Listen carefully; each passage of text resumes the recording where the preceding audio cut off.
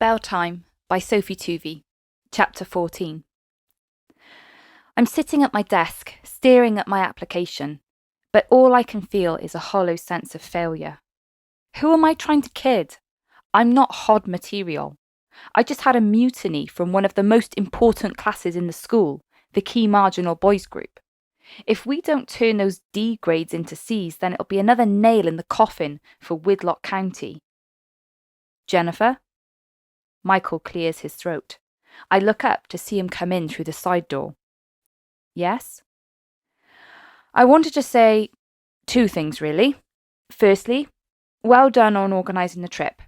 You worked really hard, and it was a big success. I shouldn't have moaned so much about the petrol situation. He takes a breath, pulling on his collar to loosen it. Secondly, good luck for the job. I'm sorry about what I said before. You mean when we did the display, or in the minibus? I narrow my eyes. Both. I blink. I'm not sure I can handle Michael being nice to me, not after the day I've had. Looking at me, he steps closer. Are you okay? You seem stressed out.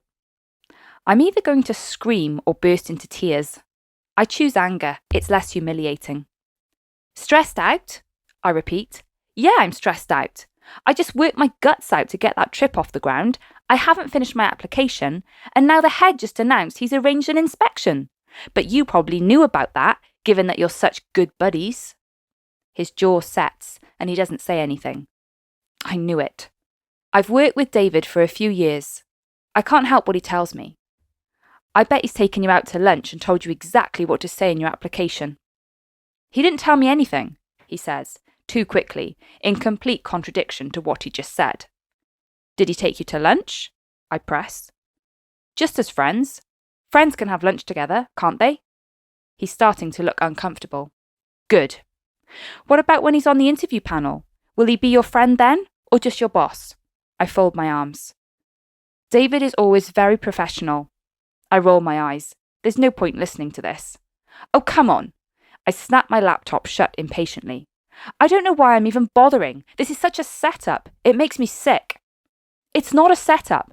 If one of us gets that job, it will be because the panel decides it. It's not just David. It's the governors too, and Jeff. How do you know who's on the panel? He gives a defeated shrug. I didn't come here to argue with you. Then why did you come here? I stare at his face, discerning a slight flush of embarrassment as he looks down to avoid eye contact with me. I wanted to apologise. He runs a hand through his dark hair. It's not waxed like David's, which I like, but that's not the point. I also wanted to ask if you'd join our five-a-side team tomorrow. I just took a swig from my water bottle and I gulp it down the wrong way, coughing. Who, me? It could be fun, he says, and I never heard him falter before. I look at him incredulously. Is he nervous? Maybe if I do it, I can tackle David Clark and pretend it was an accident. Sure, I reply, taking another sip of water, this time recalibrating my thoughts to consider what I'm going to wear. Sports top, leggings, need to dig out a sports bra. Great, Michael says, with an unexpected smile. He almost looks like a normal human being. I turn back to my desk and gather up my planner and pens. See you tomorrow then, he says. I open my mouth to give some sort of barbed reply, but I haven't got the energy. Bye, is all I say, exhaling. I stuff my laptop into my already rammed full bag. May as well finish this application at home. It's going to be a long night. When my alarm goes off at 5:30 a.m, I groan and briefly contemplate texting Steph to wimp out of our run. But then I remember that I also signed up for five-a-side, and she would rightly feel slighted if I chose the beefy PE crew over her. So I'm faced with the inevitability of 2 bouts of exercise in one day, when usually the only running I manage is for the bus, when it's pulling away from my stop. It's dark and cold outside, and after layering 2 sweaters, I huddle up on my faded sofa with a bowl of porridge. I've got a stress headache, and it's not even 6 a.m. All I can think about is my application. I just wish I had more time to polish it. I hear Steph's car pull up outside and sigh. Taking a swig from my water bottle, I lock up and zip the key safely into my pocket. The corridor smells of yesterday's chips. "Morning, partner," Steph says as I meet her on the street. "Ready to go?" We jog along the pavement, grateful for the hazy glow of the streetlights. Apparently sunrise is at 6:20 a.m. I'll be lucky if I'm still alive by then. "Keep your pace steady," Steph instructs. "You should still be able to talk to me." "I'm trying to focus on not falling off the curb." "Relax, just put one foot in front of the other." "You mean as opposed to going backwards?" I puff. "You'll be pleased to know I'm doing five-a-side tonight as well." "Wow, you're really pushing the boat out." Steph rolls her eyes, barely breaking a sweat. "What's made you want to join in with Steve and the macho crew?" "David's going to be there," I explain, gasping for breath. "And Michael." "The job is head of English, not PE. You think you're going to impress the head with your football skills? I seem to remember last time you played, you were goalie and you let in 21 goals. When it's down to the goalie, it's a sign that the team has not been doing their jobs properly." "Right." "I thought you'd be supportive," I say. "You're always telling me to do more exercise and not let work take over my life. When was the last time you did something for yourself? Something you enjoy?" Cue montage of the past few weeks. Me at school.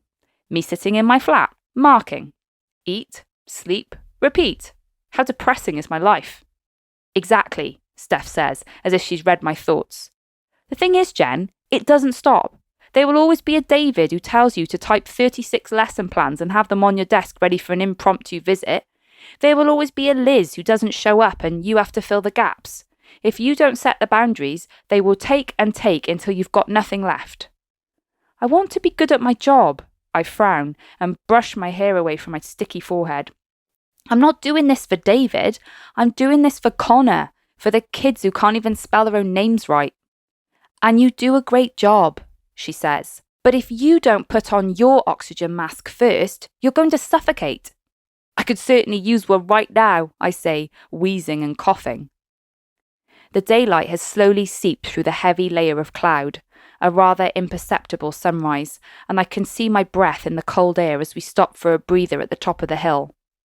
Widlock sprawls below, council houses and double-park streets, speed bumps that crunch the underside of cars, and gardens full of broken fridges and brambles. In the distance are the high-rise apartment blocks going into the city, which is surrounded by leafy suburbs and easy access to the motorway. Up here, Widlock gets the leftovers that nobody wants.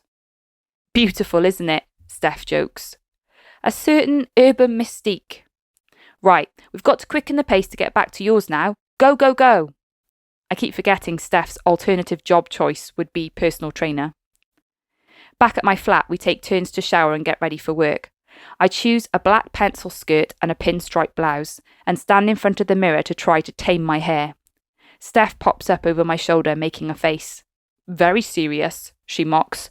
"What's with the suit? You're not trying to fit in with Michael Mossbross, are you?" "If I'm applying for this job, I need to look the part." Steph assesses me in the mirror. "You look boring," she says bluntly. "That's what they want," I shrug. "It's not what Widlock needs," she replies, especially not with Roger's explanations about how to use an interactive whiteboard. That was a particularly disastrous in-house training session where they were really scraping the barrel. Steph drives us to school, the 60s concrete block building so familiar that I don't often consider what it looks like to outsiders. It's barely changed since I was a student, except for ageing, and the black metal railings and grey expanse of car park and yard blend with the breeze block exterior, a line of square-cut windows exactly spaced. It strikes me now how much it resembles a prison. As we walk towards the main entrance, I catch a glimpse of Michael's classroom. He's at his desk marking books. I check my watch, 7:45 a.m. I'm 15 minutes earlier than usual, so I probably won't cross paths with him as I make my tea and battle with the photocopier. I shake off what feels almost like disappointment to remind myself that I need to check over my application one last time before I send it in. I open my laptop and there's a message from Judy with feedback on my application so far. "Dear Jen, this is great so far. Well done. You're nearly there. I think you should add more about your focus on creative writing and how that helps raise students' attainment. I have a friend who's a published author. She does school visits to run creative writing workshops. Why don't I give you her contact details and you could organise something? It will really help you to stand out. Judy. Maybe she can give me some tips on how to actually get back to my writing. I sip my tea and try not to feel resentful and grumpy. I haven't opened my story document up in weeks, and it makes me think about what Steph said earlier. Maybe it is my fault that I'm not doing more things I enjoy. Focus, Jen. Would a focus on creative writing really help my application? Surely David would just read it and roll his eyes.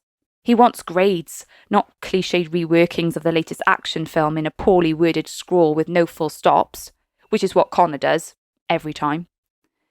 But creative writing is engaging.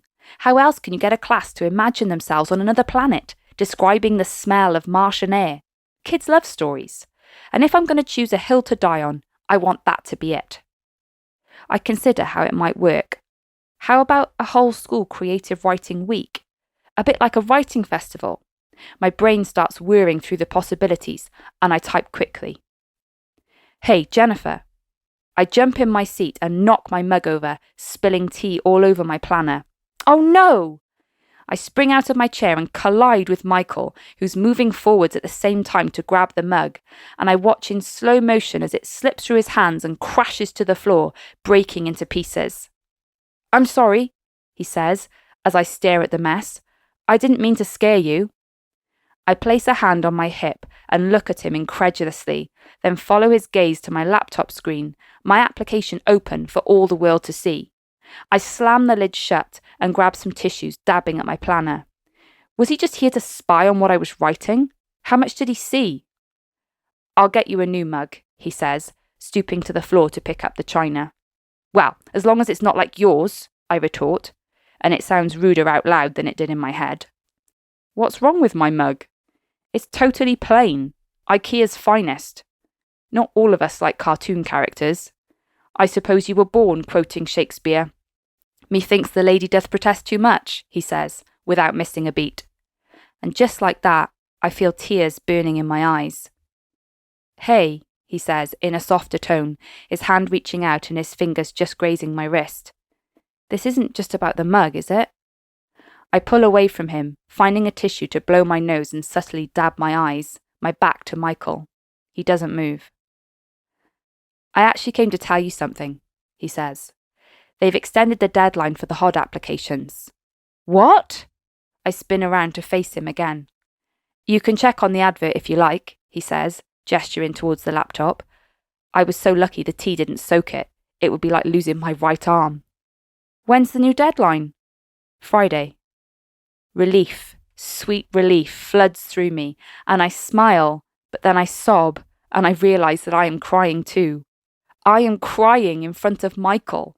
He is standing there watching me cry. This is probably his worst case scenario. Like it's an out-of-body experience. I can hear my ugly crying noises and I just want myself to shut up, but I can't hold the floodgate back any longer. Suddenly, as I sniff back my streaming nose, I can smell cologne and he's there. He's standing right in front of me. I can just about see the lapels of his jacket through the blurriness of tears. One hand softly presses my back and I cave. I cave forwards and my shoulders shake, and I don't care if I get mascara on his white collar. He broke my damn mug and he wraps both arms around me and I can't think straight. When was the last time someone held me like this? I'm still sniffing and crying, and if I look as bad as I sound, then it's really bad. But he's strong and there, and he's folded around me like he cares. But this is Michael. This is Michael! I place both hands on his chest and shove him so that he stumbles back. What the hell do you think you're doing? I say it so loudly, I'm almost yelling. I was just trying to help. By sneaking around, reading my application so you're always one step ahead? I'm so sick of you. You think you're better than everyone else. I think you're a bit upset right now. Yes, Sherlock, you want a medal for that observation? He's looking so shocked, and for once he has nothing to say. It's so absurd I start to laugh. How about I make you another cup of tea? He offers. Our eyes lock. He knows my weakness. I can't refuse. Okay,